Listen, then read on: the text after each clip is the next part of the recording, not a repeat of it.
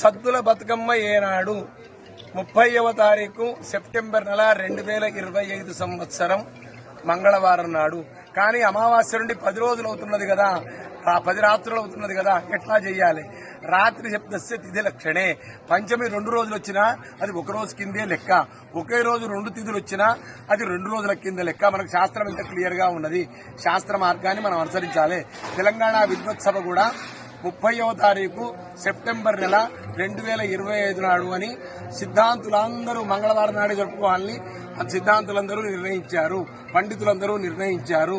మళ్లీ తెలంగాణ మదనానంద సరస్వతి పీఠాధీశ్వరులు శ్రీ శ్రీమద్ పరమాంస పరివిరాజకాచార్యవర్య శ్రీ మాధవానంద సరస్వతి స్వామివారు కూడా సద్దుల బతుకమ్మ 30వ తారీఖు నాడు మంగళవారం నాడే 30వ తారీఖు సెప్టెంబర్ నెల 2025 మంగళవారం నాడే జరుపుకోమన్నారు.